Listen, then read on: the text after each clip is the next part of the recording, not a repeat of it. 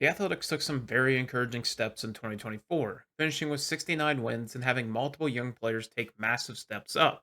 And contrary to the A's way, they actually splashed some cash in free agency to round out the roster. And today we're going to be previewing all of that in the 2025 Athletics season preview. The biggest offseason signing came in the form of starter Luis Severino, who enjoyed a nice bounce back season for the New York Mets. Severino found much more success limiting hits and homers and getting more contact onto the ground, which resulted in a 3.91 ERA.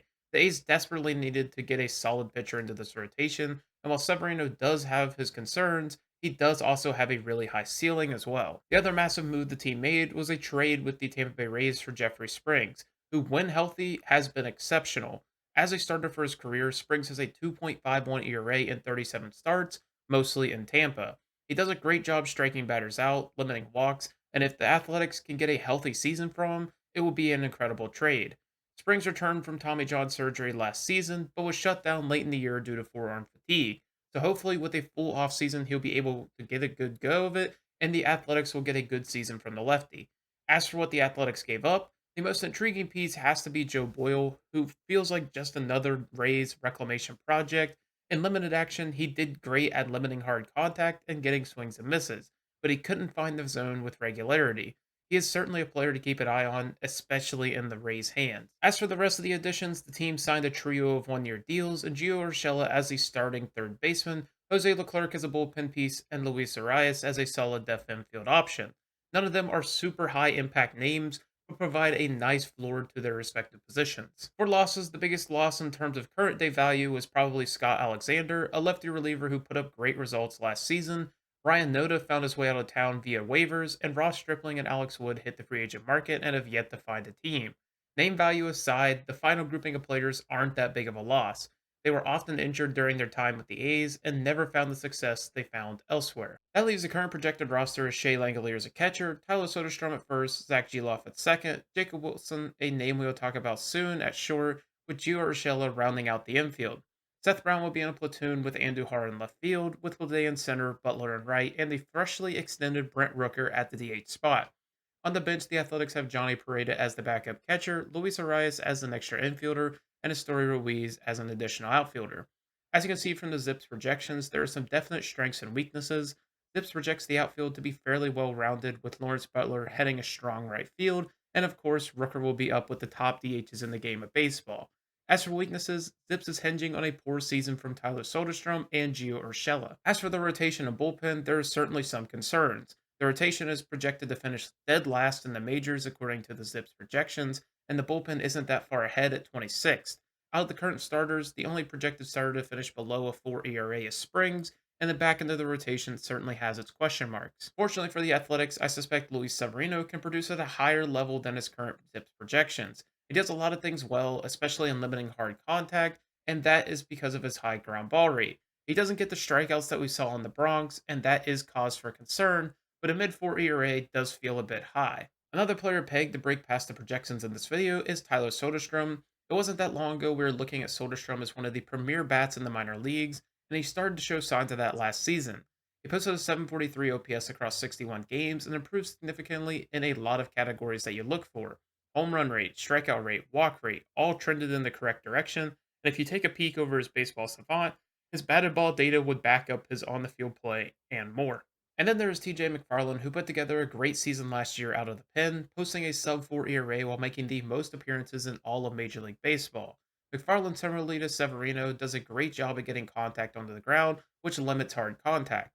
Again, he doesn't get the strikeouts that you would like, but with the loss of Alexander, his role is only going to become more important as the only high leverage lefty projected to crack the opening day roster.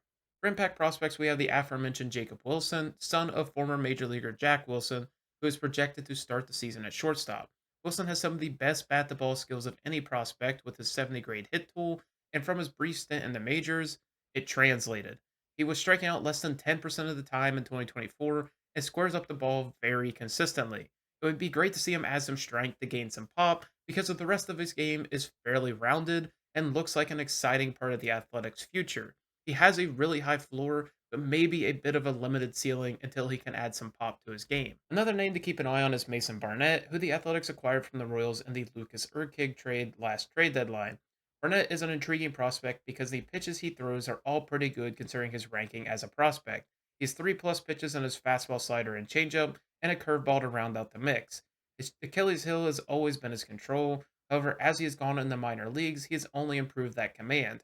He should get a chance to crack the major leagues in the second half of the season, especially considering the team's poor rotation. Another name to keep on the radar is Colby Thomas, who continues to tear up the minor leagues. He is projected to slide over to one of the corner outfield spots, so it's a question mark as to if he can break past the logjam in the Athletics outfield.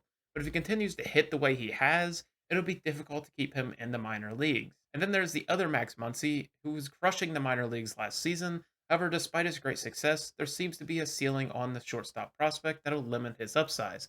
He does a lot of things at a good level, but doesn't necessarily have the elite tools that you look for. If the Athletics aren't in a position to compete at the deadline, they have a few players that, if they are performing, could be moved at the deadline, including the previously mentioned Luis Arias, Jose Leclerc, Giovanni Urshela, TJ McFarland, and Miguel Andujar, who all hit the open market at the end of the season. As for injuries, there are a couple names that are projected to miss significant time, the first of which is Luis Medina, who will most likely miss most, if not all, of 2025 as he is recovering from Tommy John surgery. Medina hasn't performed to a high level yet in the major leagues and shouldn't be a significant loss for an already struggling rotation. Another name from the rotation set to miss a chunk of the season is Ken Waldachuk. Again, another name that hasn't quite performed in the major leagues yet. Unlike Medina, we are probably going to see Waldachuk at some point midway through the year. Hopefully, he can get back to his status as a prospect and give the Athletics a nice late season boost to the rotation. And that brings us to the team predictions. As a floor, this team could finish slightly worse than where they finished last year at a 65 and 97 record. This would take the rotation completely imploding, and some of the step ups from last season regressing back to their old form. For their ceiling, this team could genuinely take the next step into being a dangerous team territory.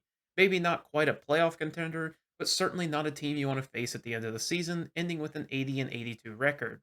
And then for the probable mixed bag, I had the team finishing at 74 and 88. They are a better team than last year, but I'm not sure they did enough to fix the issues of the team and are very reliant on the internal development of the players. Thank you so much for watching. Let me know where you guys think the Athletics will finish the season, and as always, have a wonderful day.